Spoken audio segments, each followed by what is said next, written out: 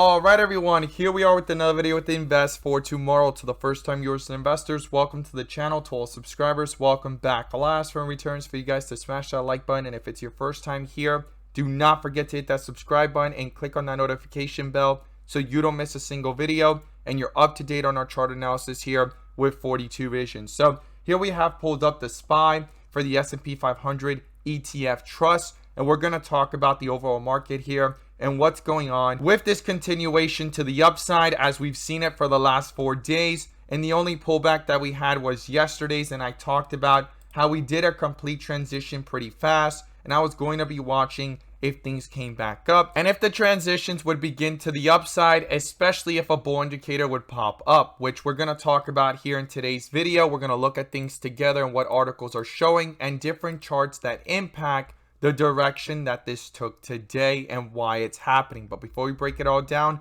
I want to share with you guys the home run opportunities that were mentioned this morning over at the Discord. So the home runs of the day were spectacular and beyond expectations. And if you guys want to know about these stocks early on in the pre-market and receive this edge and clarity over the charts, check out the link down below in the description to the Discord and getting connected over to our 42 Vision indicators. You'll become part of our growing community of investors, all looking to learn and grow together. So these are the 3 stocks I mentioned this morning. Every single one of them gave jumps of 3 to 5%, 5 to 10% plus, but one of them turned out to be a home run, and that was SIDU. We caught this one in the pre-market pulling downwards towards the bell. After the bell, it sat sideways, got that bull indicator, slightly pulled back, and then continued into a shift of full strength here on 42 Vision, giving a highest point of 30% plus, guys. And not only that, we also had our SPY bot send out a bull indicator at 8:55 a.m. And from that moment forward into the bell, and even after the bell, there was a continuation of strength in the SPY,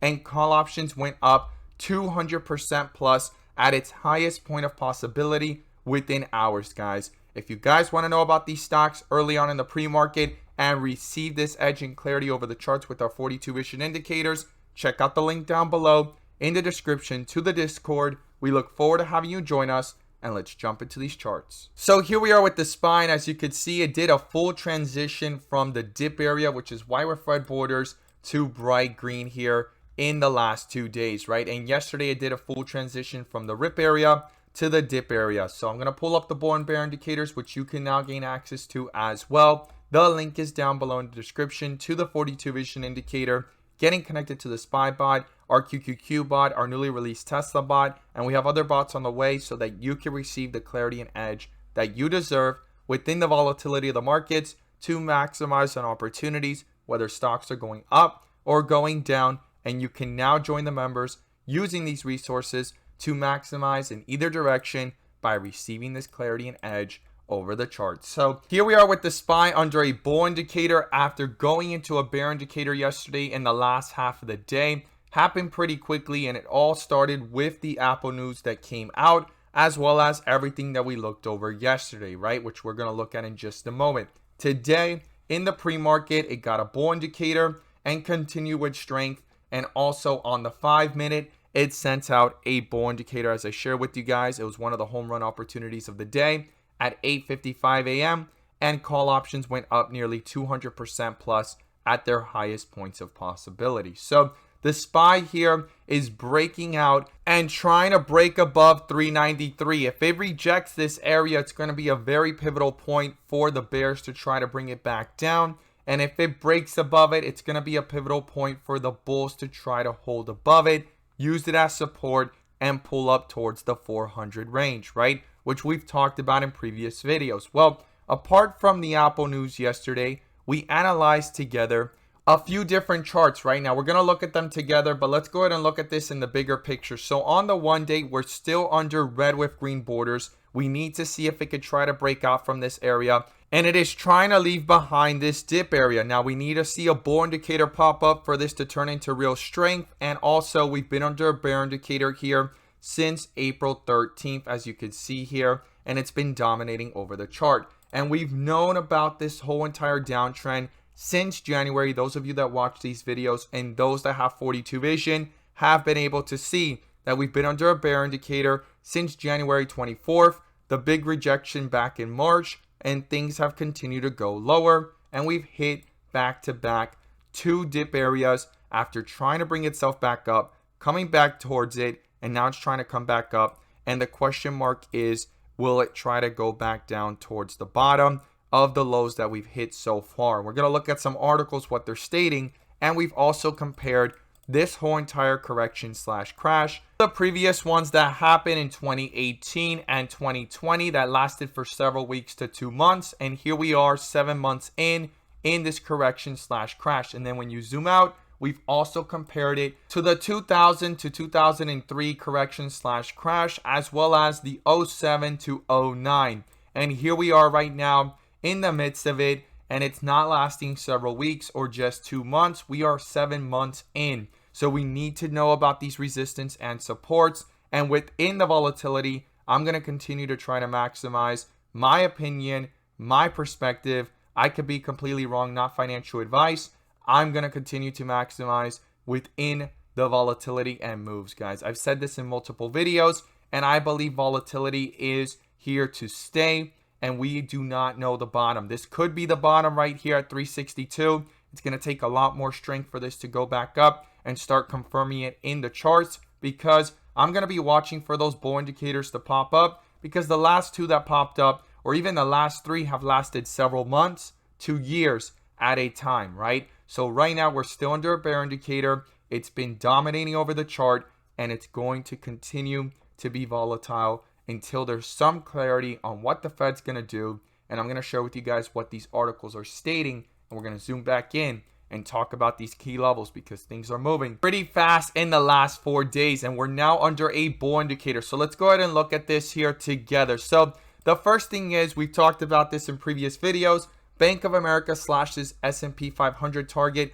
to the lowest on the street after recession forecast. They think a recession is going to happen now this year, right? So that is their take. That's what they see. And they see the Federal Reserve pivot in 2023. Okay, that's Bank of America. We need to see what others do, because this is the first one to actually bring their price target down by a total of 900 points. So this will be important to keep in mind if other banks start to lower their price targets, or even lower than the lowest on the street so far. That's Bank of America. That's a big slash, by the way, 900 points. Now, we had Morgan Stanley. We had this article pulled up yesterday, but it was private. And now this is actually a public one here where we can read it together, where it states here that we have here Mike Wilson, that he predicts the S&P 500 trough. And he stated in yesterday's article that it would probably come pretty rapidly, right? So he states here that the trough for the S&P 500 will be around 3,400 in a soft landing outcome, okay? And we've had the Fed talk about how that might be difficult. So that means that's still lower than where we're at right now, and much lower as we've come back up towards the 3,800, 3,900 area. Now, in a recessionary outcome, we think it'd be closer to 3,000, Wilson said to the CNBC interview on Friday. This is big, because we've entered a bear market. We're in the volatility right now. And as I always state, I believe the volatility is going to continue. And right now it's trying to bounce off the lows, and it's fighting really hard. And if it gets back towards 400, we'll need to see how it reacts at the next resistance of 420. And if it comes back down, to retest the support levels down here that it's creating and leaving behind as it continues to push up higher. In my previous videos, I did talk about how important 372 was, and it actually found support slightly below that, brought itself back up, and quickly got a bull indicator that lasted for 3 days until yesterday. Things pulled right back up today, and yesterday was almost like a flash crash, and it had to do again with that news of Apple. And then you also had the 10-year treasury slightly touch 3%. Today it's at 3%. No one's getting surprised or alarmed by that, unless it starts to spike up really fast to 3.1, 3.2. Then also the US dollar had recently hit highs a few days ago. It was under a bear indicator, and yesterday it got a bull indicator and bounced off 106 all the way back up to 107, almost 108. And today it got a bear indicator and quickly dropped back down, and it's consolidating right now. So this right here shocked a lot of people. Then also the 10-year was going up, and that shocked a lot of people. It touched 3% again for the first time in a few days and weeks. It had not done that. And then here we are with it at an upward trend again. And then we have the US dollar going lower. And then on top of all of this, the VIX had spiked up and now it's actually going lower, right? Yesterday it spiked up pretty fast. It went from 24 all the way up to 25, almost 26. And today it's going lower. And this is how we're able to see the dips from the rips with the white with red borders to the bright green. And then the bull and bear indicators as extra layers of confirmation,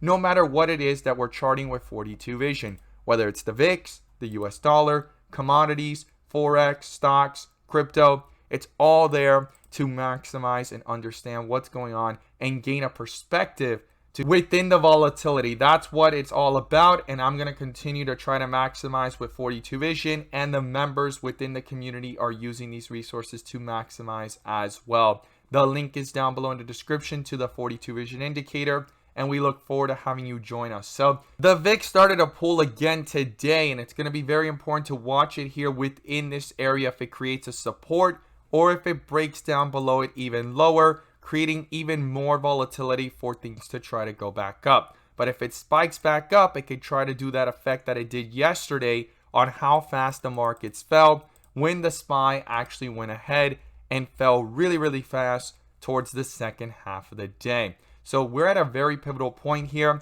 And this article right here, when you read through it, it's talking about the Fed, everything that's been going on recently. And it states here if this is a stunning setback or not. And then at the end of this article, which is the things that stand out the most to me, it stated here that at the same time, after stating everything going on with a possible recession in the US or other places around the world, whether it happens now or 2023, at the same time, it's something that it's super important to remember that the current bottoming is a process. No one knows the bottom. I always talk about this, and that the volatility may continue.